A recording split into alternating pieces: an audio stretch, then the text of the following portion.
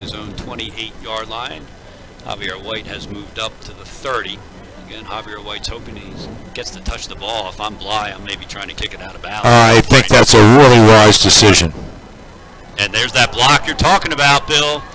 And so the Gold has the block. Doesn't matter who recovers it. It's going to be Gold ball at the blue 29-yard line. So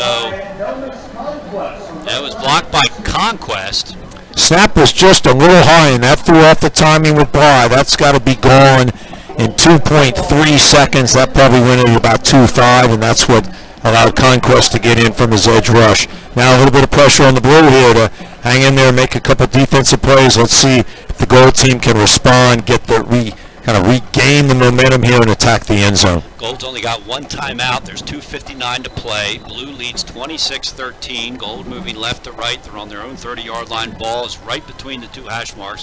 One wide receiver out on each side. Zamir Gardner is in the game on the right hip of Saxon. He hands it off. Actually, that's Eric Reinecker, excuse me. And a nice tackle there by number 16 of the Blue.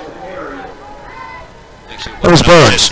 That was Jack Burns, and I'm not surprised to see him down in the box at the line of the scrimmage. I think he really thinks of himself as a linebacker who's in a safety position.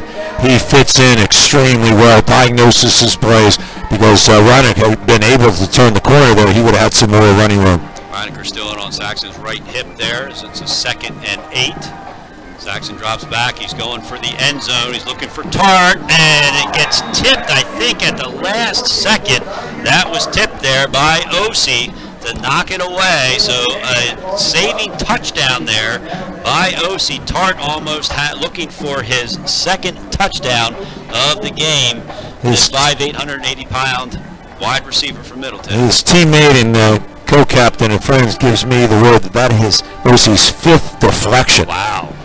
And I'm going to call those pass breakups. So that was an outstanding play. He's really showing up terrifically well, and I don't mean to toot my own player's horn, but he really was a fun guy to coach, and he's having an excellent game here tonight. Toot all you want, Bill. This is the All-Star game. 2:24 to play, 3rd and 7. Saxon drops back. He's looking for the end zone again, looking for Tart, and Tart turns around, leaps backwards for it, and is unable to come up with the grab. Osi again on the protection there. Didn't tip it, but certainly was well covering the wide receiver from Middletown. Well, Tart created some separation, and Saxton threw a great ball, and it was just slightly off the fingertips, but also the closing speed by Osi did a good job there, if nothing else, just to distract Tart, who is an excellent downfield receiver. What I like about Tart is when he runs those deep routes, he can create separation, not only with his moves, but his arm action out of the break. So he is really dangerous, and he's also dangerous in and around the line of scrimmage, as they've tried to hit him several times earlier on deep motions to the perimeter. 2 wide receivers to the right, 1 to the left. They're on the left hash mark, going left to right. Saxon fumbles the snap, 3-man rush, almost gets to him, but he gets the ball away. Pass is completed to Diego Rodriguez, but he's greeted by a host of players on the blue team, led by Mason McCloskey, and that's going to be a turnover on downs. Mason's had an excellent game as well. He's a very mobile linebacker. He can play side to side, and he read the screen action there because the lineman dropped immediately. He inserted himself up in the line of scrimmage and makes a great tackle there. That play might have gone for more yardage had McCluskey not been there. And so it's going to be a turnover on downs. Blue is going to take over on their own 31-yard line. 2:09 left to play. And Bill, basically, with the Gold only having 1 touchdown or 1 timeout left, my guess is they're going to, if the Blue, gets a handoff and they get a first down, they're going to let this game expire and just accept the fact that they've lost it, being down by 2 touchdowns. And look who's going to be the quarterback. Rashawn Matthews bringing his player out. Demir Hollingsworth taking the first snap. In the Wildcat. There we go. And there's the handoff around the left side. And the ball is almost stripped away. That was Green with the carry. And taken down there by the Gold. Going to bring up a second down. Loss of 1 there. So it's going to be 2nd and 11. Hollingsworth looked pretty comfortable back there tonight, taking that snap. I think he's done it a few times before, and they got him some work. Obviously, Connor Campbell got the yeoman's share of the reps here tonight, but Hollingsworth getting an opportunity here.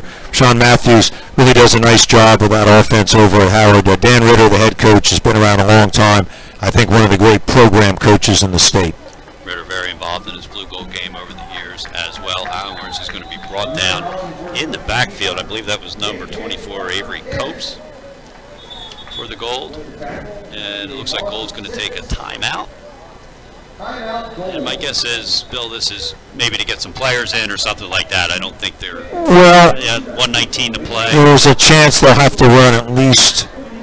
They might get the possession of the ball because they're the first blue to punt. Right. You just never know what happens. So they're playing it like a game, and I give them credit for that. And they've got 2 block punts. Yeah. one that was screwed up in the that doesn't hurt. And 1 score on it. That's exactly right. So during this timeout, we're going to stay here because the timeout's about half over already. There's several ways that students can participate in the DFRC Blue Gold All-Star Football Experience. High school students are designated by their school officials to participate as ambassadors, band members, cheerleaders, and football players. For more information, visit dfrc.org. Bill, we've talked about it. These are certainly some of the best players in the state, but they're also good people.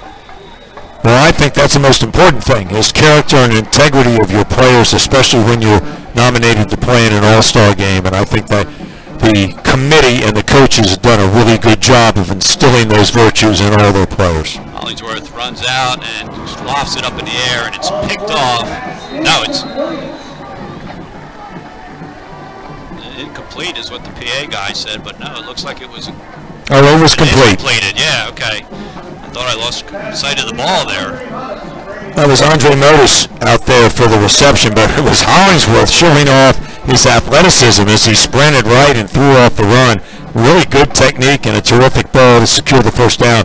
Now with this situation, you never know in an all-star game if you just want to let guys get some plays, or you certainly take a knee and the game ends. Yeah, under a minute to play, clock is running, Gold is out of timeouts, 2 knees would do it. Blue is going to win. They're going to snap Gold's 4-game win streak here. Series is going to go to 33-30 in Blue's advantage. And Hollingsworth is going to do just that and take a knee. So spins the ball around there. I think they're still going to have to run 1 play is my guess. It depends how close. It depends on how closely they're officiating the time clock. I think at this point, ball game. And they haven't spotted the ball yet. And so that is probably going to be the last play of the game, and if it is, Blue is going to win 26-13. They are going to let the clock run out. The players are going to line up and shake hands. Stay tuned for the post-game show coming up right after this short commercial break. Bill, your quick thoughts on the Blue Gold game as a whole before we head to commercial. Well, it's always a wonderful event. It's an honor to be here with you, John, to call this game.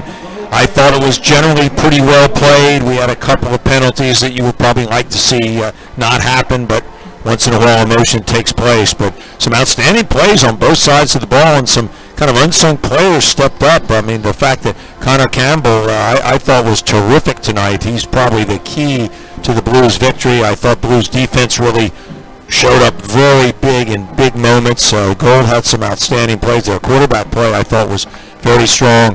Offensive line, defensive lines, at the end of the day, the ball was not run a lot. Most of the big plays were either on special teams or passes down the field, but an outstanding effort. I give Blue a lot of credit. They got down and they found a way to battle back, and they made some big plays going into halftime to get the 13-all lead, and then took over in the second half.